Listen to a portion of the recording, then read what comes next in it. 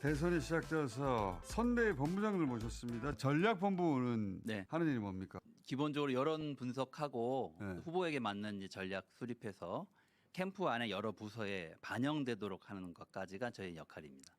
요거는 그냥 이재명 후보가 잘하고 있는 거 아닙니까? 아, 네. 아니 그러기도 하고 뉴스공장에서 워낙 여론조사를 많이 하고 분석을 많이 하셔가지고 네. 저희 할 일이 많이 없어진 것 같아요. 저희가 여론조사를 네. 쉴 틈 없이 매일매일 하거든요. 아니 그 보통 저희가 선거 때 하는 조사보다 훨씬 더 많이 하게 되더라고요. 더 많이 해요, 저희가. 왜냐하면 뉴스공장에서 2,000 샘플씩 일주일에 3번 조사하시고 네. 뭐 이렇게 하니까 야 이거 안 되겠다. 우리도 조사를 좀 양을 늘려야 되겠다. 그래서 저희도 보통 선거 때보다 훨씬 조사 양을 더 늘려가지고 철저하게 조사하려고 조사해봐야 하고 맨날 있습니다. 똑같아요, 근데. 네, 흐름이 바뀌진 네. 않더라고요. 오히려 더 벌어지고 예, 있어요. 사법 쿠데타가 있었을 때 아마 저 대법원 요 세력들은 이재명 대표가 흔들릴 거다, 지지가 좀 빠질 거다 이렇게 기대를 했던 것 같습니다. 근데 오히려 그 뒤에 더 결집도 일어나고 지지 강도도 더 세지고 사람들이 여론을 통해서 그걸 보여준 거거든요. 니들이 한 게 쿠데타야라고 하는 걸 규정해 줬죠. 그러면서 상황이 좀 반전되는 계기가 마련된 것 같습니다. 근데 이제 대규모로 해보면 일관되게 기저의 흐름은 그렇습니다. 탄탄합니다. 네네 맞습니다. 예. 그리고 최근의 조사들은 다 비슷하게 따라오더라고요. 네, 비슷하더라고요. 근데 왜 한 후보로 왜 그렇게까지 단일화를 밀어붙이는 거예요? 그 뒤에 윤석열이 있는 것 같아요. 원래 전략이나 어떤 당이 노선을 결정할 때는 상황에 맞게 유연하게 대처할 수 있어야지 되는데 굉장히 경직된 대응을 하고 있거든요. 그 한덕수를 답으로 정해놓고 그러니까요. 모든 걸 거기다 끼워 맞추고 있는 거거든요. 그러니까 일반인들이 보기에 상식적으로 이해할 수 없는 상황이 막 벌어지고 있는. 그럴 거면 자체 경선을 왜 했습니까? 완전히 대국민 사기극이거든요. 처음부터 한덕수를 답으로 결정해 놓고 모든 걸 끼워 맞추다 보니까 자꾸 어색해지고 실수가 나오는 겁니다. 근데 이제 초반만 하더라도 한덕수 후보가 정쟁력이 더 높다. 이 명분으로 밀어붙였는데 지금은 그 비슷비슷하고 큰 차이가 없기 때문에 설사 2, 3% 높다 하더라도 정당이 후보를 확정하고 밀고 나가면 금방 지지볼 수 있는 거란 말이죠. 그러니까 지지율 때문은 아닌 것 같아서 더 이상한 거죠. 이래서 진짜 전략이 어려운 것 같아요. 전략이 어떤 걸 새롭게 세우는 것보다는 모두가 다 알만한 원칙을 일관되게 유지하고 지키는 게 사실은 중요한 것 같습니다. 전략본부는 그걸 유지하고 관리하는 지금은 역할이. 그 기조가 뭡니까? 일관된 기조. 지금은 우리가 정권 교체를 통해서 내란을 종식하지 않으면 내란. 다른 무엇을 할 수가 없다.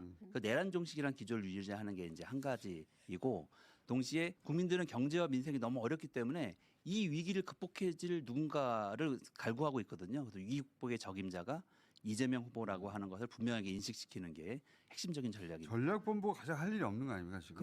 아니, 전략을 다 짜주고 상대 정당에서도 짜주고. 아니 원래는 선거가 좀 위기가 오면 저희가 극복할 뭐 방안을 내야 되는데 저쪽이 스스로 무너지고 있어요.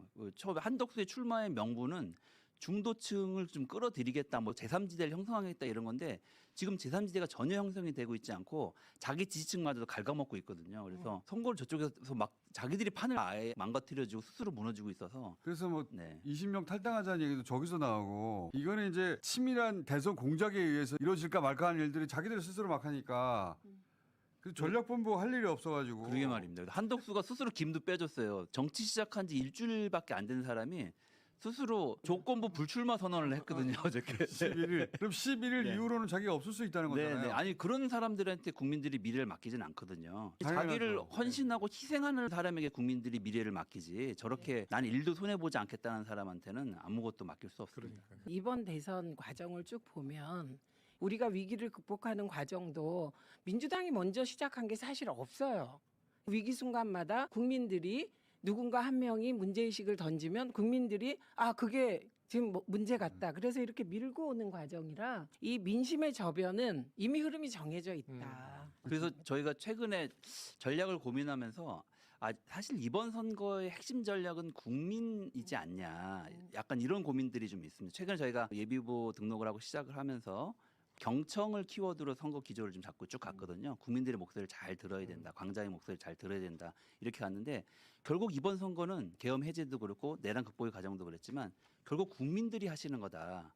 국민들이 나가서 거대 기득권 세력과 싸우는 거고 우리 후보는 그런 국민의 뜻을 대변하는 국민의 후보다. 뭐 이런 게 지금 선거에 흐르는 형성되는 그러니까요. 기조. 한 말씀 좀 덧붙여 드리면 한국 사회 정치 지형을 놓고 보면 특히 대선이 양자구도로 치러질 때는 나중에 진영 간의 결집이 고조화됩니다. 49대 51이라고 항상 얘기가 왔는데. 그렇습니다. 예, 그래서 저쪽이 단일화가 되고 쭉 진행이 되면 지금 두 자릿수 격차가 벌어져 있는 상태인데 한 자릿수로 좁혀진다고 봐야 될 것 같습니다. 5에서 10% 범위 안으로 좁혀질 텐데 그 과정에서 저희가 일관성을 유지하는 게 굉장히 중요하다. 좁혀진다고 불안해서 뭔가를 바꾸거나 이렇게 하는 것보다는 그동안에 해왔던 것처럼 국민과 함께 이번 선거를 치룬다라는 기조를 가지면서 일관성을 유지하는 게 중요하고 예. 그리고 또 하나 저희가 주의하게 봐야 될 게 국힘 지지율이 30% 초중반대가 흔들리지 않고 유지가 되고 그렇죠. 있거든요. 결국에는 나중에 이 정당 지지율에 기반해서 샤이 국힘 그동안에 소극적이었던 이런 사람들이 이제 가세를 하게 돼 있기 때문에 저는 저기 토대가 무너지진 않았다. 언제든 계기만 주어지면 다시 겹칠될 수 있기 때문에 항상 그 긴장감은 유지하고 있어야 된다 이렇게